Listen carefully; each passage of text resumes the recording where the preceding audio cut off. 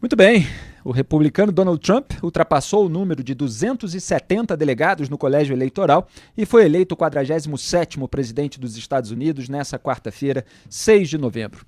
Antes de detalharmos os resultados, eu vou conversar com o Vandyck Silveira, nosso colaborador na área de economia, que vai falar sobre as perspectivas para a economia americana e mundial com a volta de Trump à Casa Branca. Boa noite, Vandyck. O que você destaca a partir de agora? Bom, boa noite, Felipe. Boa noite a todos. Um enorme prazer estar aqui de novo com vocês.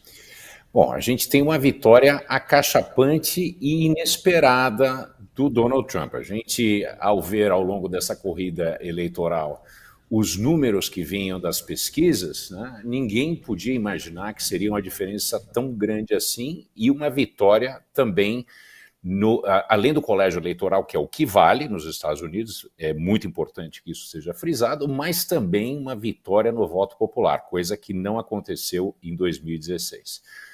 Bom, primeiramente, a perspectiva da eleição do Donald Trump é que exista uma reviravolta na economia americana, principalmente naquilo que tange a regulação de negócios, né, das indústrias, e principalmente com o corte de impostos tanto para pessoas físicas como para as grandes empresas. E isso deve gerar um alvoroço de investimentos nos Estados Unidos e uma valorização dos ativos americanos. Certo, Vandyck. E da agenda do Donald Trump para a economia americana, tem algo que pode reverberar aqui no Brasil? Certamente, Felipe. O modelo escolhido pelo presidente Trump tem um processo de nearshoring e friendly-shoring, que é trazer a indústria que foi relocada no final dos anos 80, começo dos anos 90, no pico da aceleração do que a gente chama de globalização, para várias partes do mundo, principalmente para a China, de volta para dentro dos Estados Unidos. Esse tipo de movimentação através de tarifas, que é um movimento protecionista, isso tende a fortalecer o dólar e reduzir o comércio internacional. Isso deve levar mais investimentos estrangeiros para os Estados Unidos. No entanto, existe uma questão que eu insisto em não concordar com vários analistas, porque esses investimentos têm sido tão eficientes que o excedente tem sido utilizado para investir em outros países, inclusive países emergentes. Então, eu acredito que exista, no momento, uma condição de potencial redução de negócios entre os países emergentes, como o Brasil, que concorre principalmente na agenda agro com os Estados Unidos. Nossa balança de pagamentos com os Estados Unidos é negativo, então isso tende a se acirrar. Essa valorização do dólar vai pressionar também a inflação no Brasil, através do câmbio, obviamente, e, no entanto, isso não é uma situação final que tem a ver com, não, essa presidência vai ser uma presidência nociva para países emergentes como o Brasil. Não, eu acredito que existe sim uma possibilidade que movimentos contraditórios, tá, tanto de redução de comércio, mas também como investimentos em países que se mostram alinhados com ideias do presidente Trump. Isso não é o caso do Brasil no momento. Nós temos essa divergência de noções de mundo entre Lula e Trump, mas o Brasil é um país importante, uma vez que ele tem uma associação muito forte com a China no comércio internacional, e isso vai chamar a atenção dos americanos para reduzir essa dependência, essa codependência entre China e Brasil em commodities e produtos industrializados. Só para deixar claro, por que a vitória do Trump acaba fortalecendo o dólar, Vandyck? Porque o que acontece, né? Quando você tem um processo que tende a diminuir o influxo de importados para os Estados Unidos, que é o caso da China, a China exporta deflação para o mundo. Isso vai aumentar a ineficiência, trazendo uma produção mais cara para dentro dos Estados Unidos e países alinhados com os Estados Unidos. Isso faz com que exista uma maior demanda por dólares, Quando existe uma maior demanda por dólares, você tem uma valorização da moeda norte-americana e existe uma perda de valor vis-à-vis de todas as moedas do mundo com relação ao dólar. E o Brasil, tendo uma moeda que não é conversível e sofre com as oscilações com relação ao dólar, ela vai ser depreciada e esse é a pressão, ponto de pressão na economia brasileira. Duda Teixeira tem uma pergunta para o Vandick. Fala, Duda. Vandick, não sei se você domina esse assunto, mas te jogo a pergunta. Você acha que o Trump tem sido muito apoiador das criptomoedas, do Bitcoin, Elon Musk também é amigo dele ali, fala muito disso. O que você acha que pode mudar nessa área? Bom, uma das coisas principais, os pontos principais da campanha é uma redução de intenção de regulamentação da Bitcoin nos Estados Unidos. Deixar que esse mercado seja um mercado cada vez mais livre e utilizado, inclusive, como moeda em contratos, em atividades comerciais e investimentos dentro dos Estados Unidos. Isso tende a valorizar o Bitcoin e tem se mostrado, principalmente desde ontem, com a iminência da vitória do Donald Trump e com a conclusão da vitória hoje, tem se valorizado dramaticamente. Vandick, em relação ao suposto pacote de corte de gastos que o governo Lula continua anunciando, mas adiando, você tem algum comentário novo, alguma perspectiva nova a respeito disso, diante das últimas declarações, diante dos últimos adiamentos, ou é a mesma? É conversa para boi dormir, é tudo só uma fachada?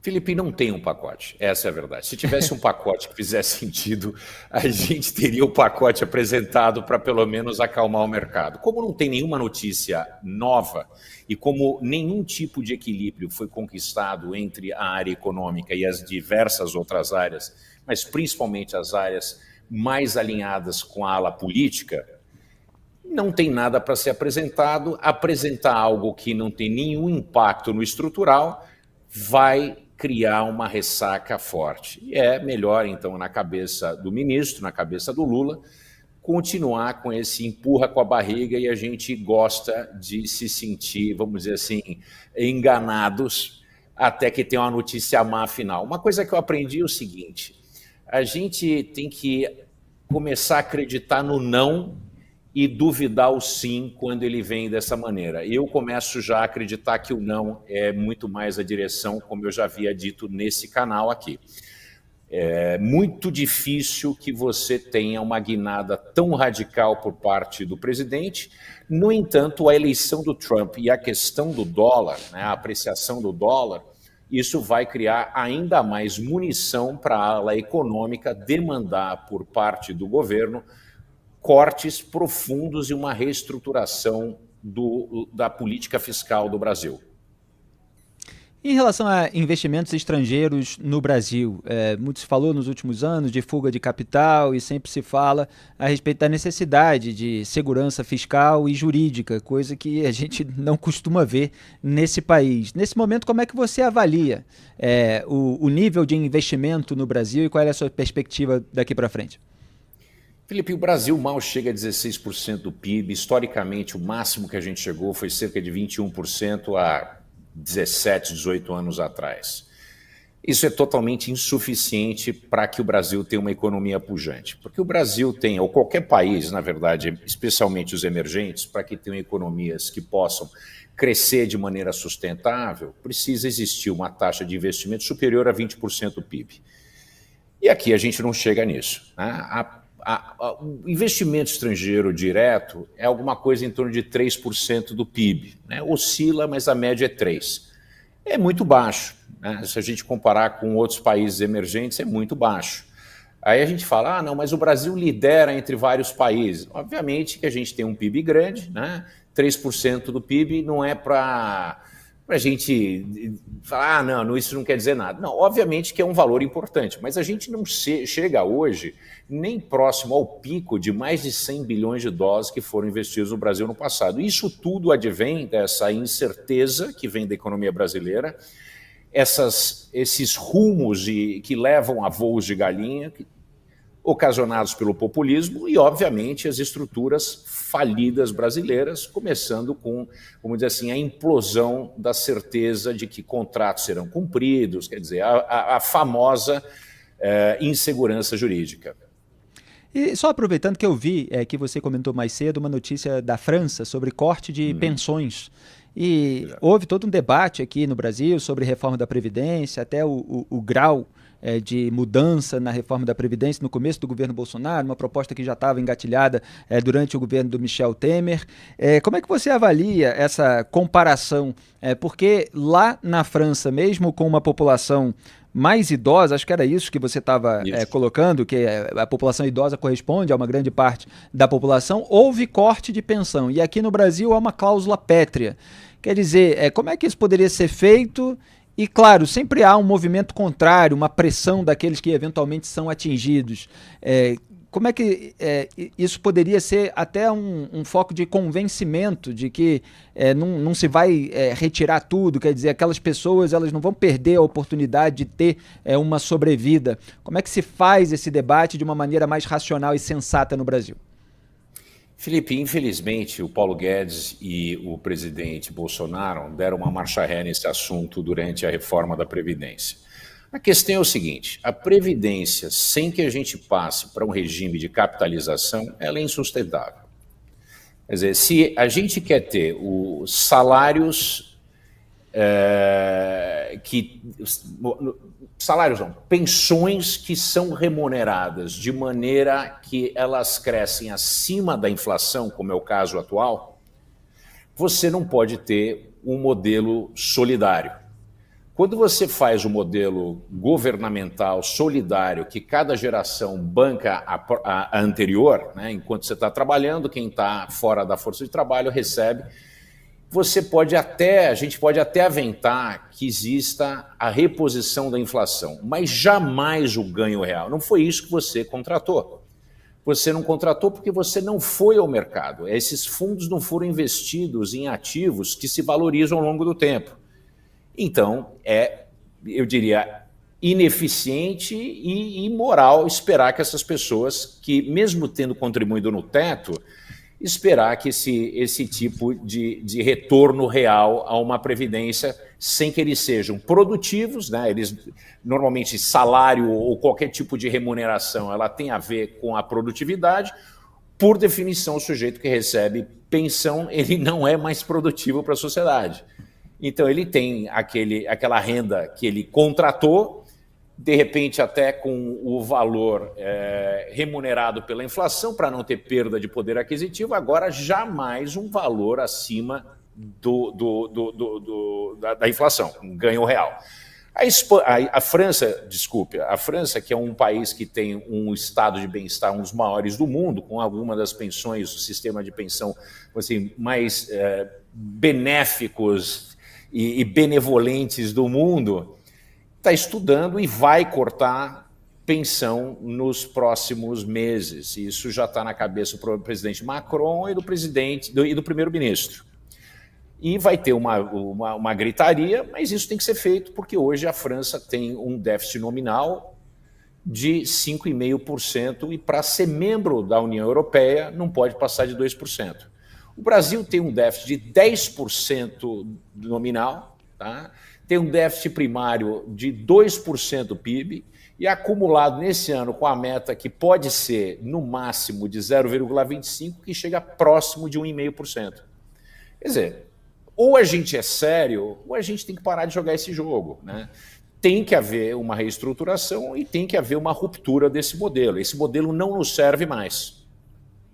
Eu estou até falando tudo isso para pensar em como o Brasil pode se prevenir contra essas turbulências internacionais no próprio cenário econômico. Quer dizer, quanto mais a economia estiver protegida, melhor. Vandick, de tudo que você falou, só para a gente encerrar a nossa conversa, só tem uma coisa que eu discordo. Que é quando você disse que a eleição do Trump era inesperada. Ou pelo menos esse cenário em que o Partido Republicano também ganhou o Senado, está com muita força, ganhou o voto popular, etc. Claro, tem aí um grau que é válido o registro, obviamente. Mas aqui, ao longo de todo esse ano, do ano anterior, inclusive, a gente vem fazendo uma análise de como a esquerda mundial, a esquerda global, vem se desconectando do povo americano, e investindo em pautas identitárias, pautas climáticas, etc., e esquecendo um pouco ali do cotidiano das pessoas.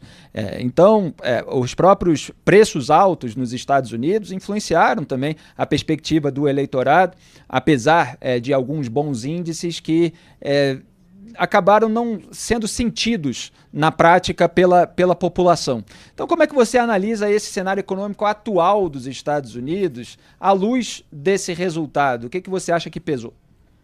Felipe, eu concordo com você que a eleição era potencial e esperada, tá certo? O que eu não imaginava é que ela fosse, até ontem de tarde, era super parelha. E, de repente, nós temos 5 milhões de votos a mais para o Trump no voto popular, nós temos 292 delegados, quer dizer, foi uma surra. E aí vem o Senado e vem a Casa dos Representantes. Quer dizer, eu não podia imaginar, eu tinha uma expectativa que fosse algo muito menor e uma margem menor, e ele poderia ganhar, mas nada parecido com isso. Agora, a verdade é o seguinte... Eu falo isso e não me canso de falar e vou repetir de novo. A coisa mais importante que um governo, pelo seu lado da política fiscal, junto com um Banco Central independente, tem que focar é o equilíbrio das contas públicas e o poder de compra da moeda. A pior coisa que pode acontecer para um país é a inflação. A gente consegue viver com recessão porque entra e sai dela. A gente pode ter desemprego porque a gente começa a crescer e o desemprego diminui. Agora, a recessão debasa a moeda e a capacidade de consumo, inclusive de básicos. O governo do Joe Biden...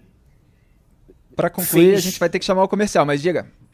Fez um dos maiores esforços fiscais na história, junto com impressão de dinheiro, fez com que essa inflação não tivesse apenas um lado de oferta mundial, mas sim a irresponsabilidade fiscal. E o Brasil trilha na mesma direção.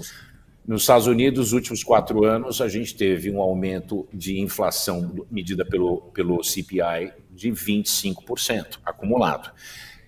Combustível em 100%, comida mais de 30%. Quer dizer, isso impacta diretamente as pessoas mais pobres.